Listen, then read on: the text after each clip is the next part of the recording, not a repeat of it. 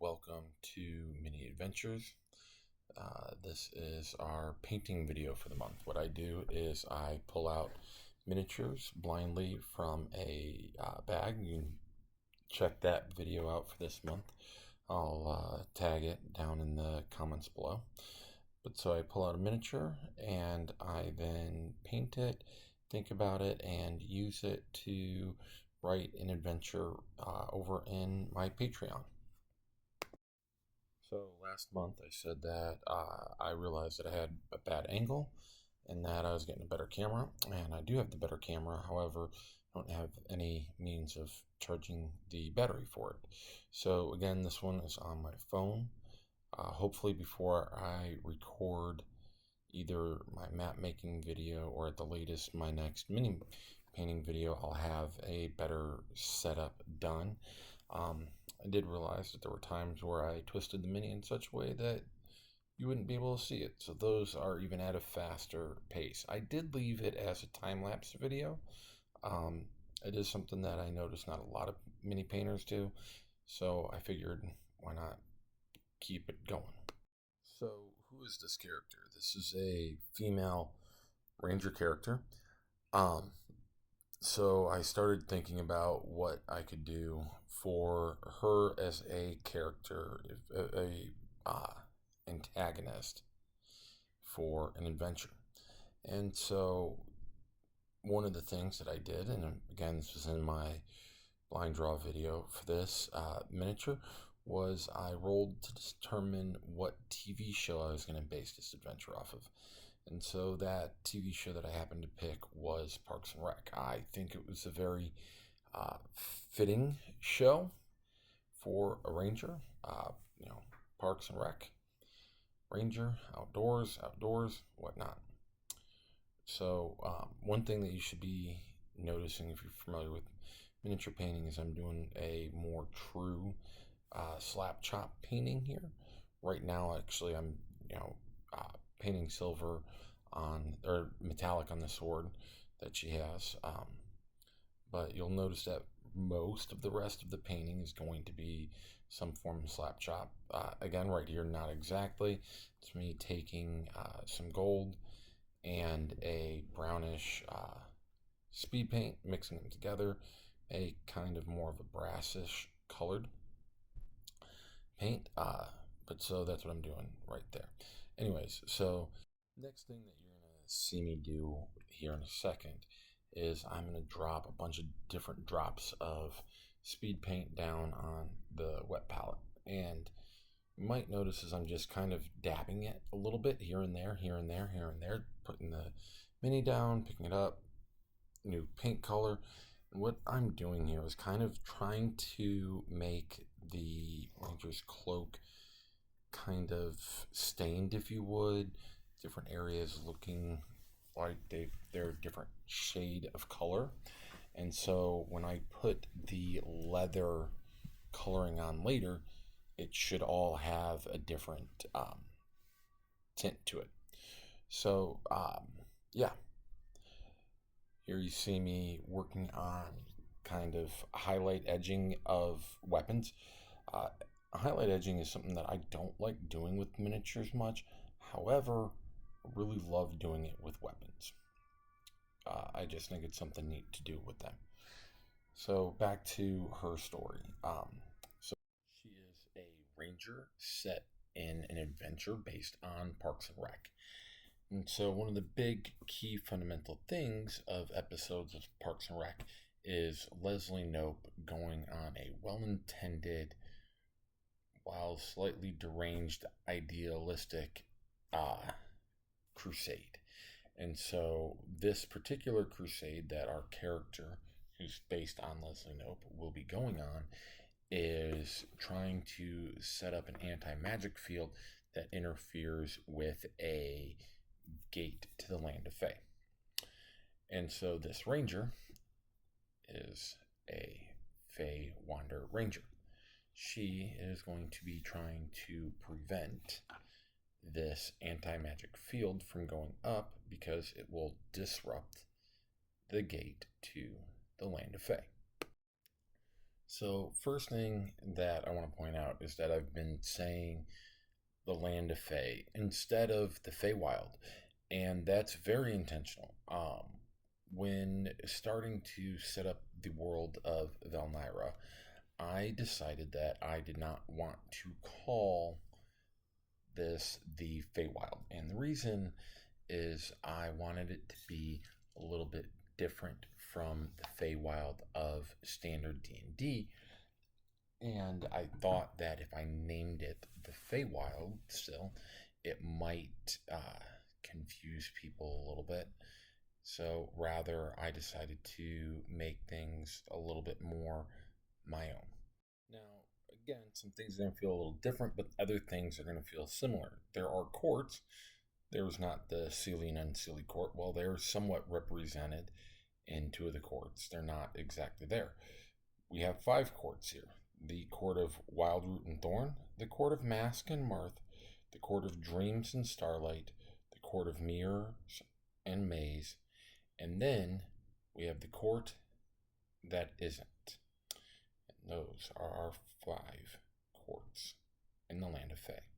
Now, what I'm doing right now in the painting is the leather, and I'll tell you what, this is hands down one of my favorite speed paints to use is hardened leather. I absolutely love the way it turns out as you're painting it on, and the colors just it to me at least, it really hits a good looking leather. So just wanted to talk on that, and I do here is I'm going over all of her clothing. Every bit of clothes, almost every bit of clothes, got a little bit of other colors painted onto them, and now getting the leather layered over top. And so it gives everything the look of this is leather, but it also gives a look of, oh, these are different pieces of leather. Just something that I like doing.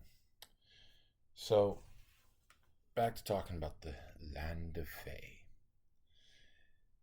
In the Land of Fey, in our five different courts, we have rulers. Now, the court that isn't is very, very different, and we shall talk about that one in depth a little bit. But the other four courts, you'll notice that they were all named something and something. For example, the court of Mask and Mirth. This is by design. You see, each one of the Fey courts is split into two. They have a current and acting ruler, and they have a current and active rival, somebody who is actively trying to take over the court. Now, when someone first travels to the land of Fey, they are most likely going to end up in what is called the Fey Clearing, a circular shaped almost clearing that has 4 trees in a circle and a pond in the middle. The pond is called the Pond of Crowns. Each tree acts as a portal to one of the 4 main courts. You go to the tree, go into the tree, and get transported to that court. Now, the Pond of Crowns is also a portal. It is the portal to the court that isn't. The court that isn't is kind of a central court for all Fey, where if Fey have disagreement with one another, or something is owed to them from another Fey, they can then go here to the court that isn't and have the ruler of the court that isn't hear them. And the ruler of the court that isn't is a creature named the One Who Isn't. So what you're seeing me do here now is I'm dropping a bunch of little different colors of paint down, and I'm starting to put them onto the base. One thing that I'm not great at with painting is thinning down my paints. Now, this particular mini I've been doing pretty well with, but it's especially important to water them down when you're going to wet blend. Without wet blending or without watering them down, they're going to dry up quicker, and that's actually exactly what happens here. And my wet blending technique kind of sort of goes to crap because of that. So, anyways, let's get back to talking about the one who isn't. The one who isn't is a fey creature, one whose body confuses. They have the body of, well, a small elephant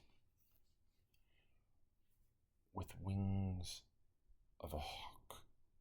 Wings that fit not the small elephant body, but fit a hawk. While the one who isn't does not fly often, the wings will carry them, in spite the difference in size. Their head is that of a sly fox, always thinking of the next trick, and a tail that is the branch of a willow, ever swaying,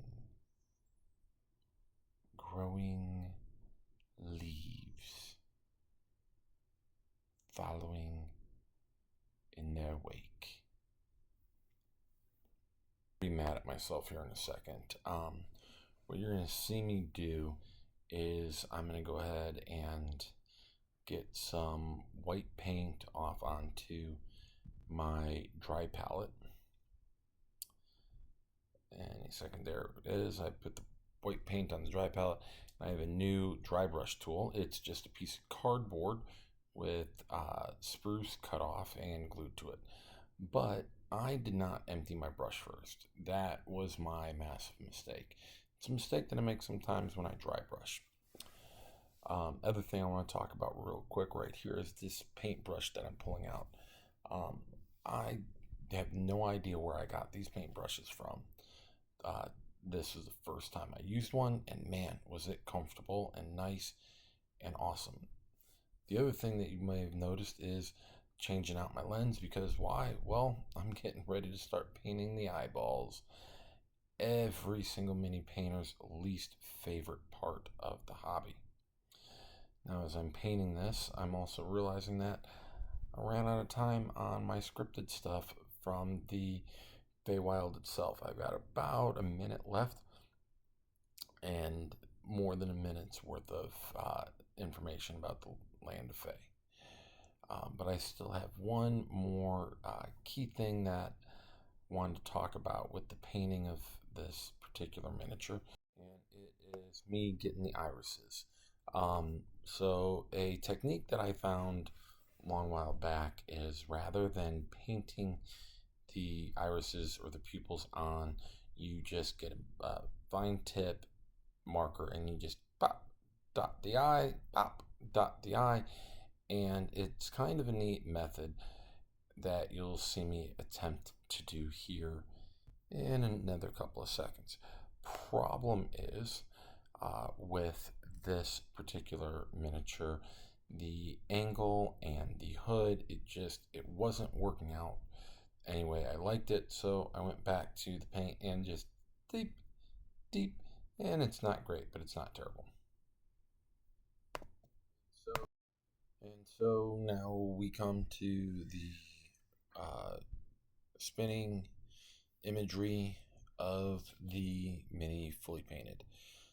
Just like to say thank you for watching the video. Do me a favor, go ahead and click those like and subscribe buttons, and link to my Patreon is in the description. again, thank you and see you next time.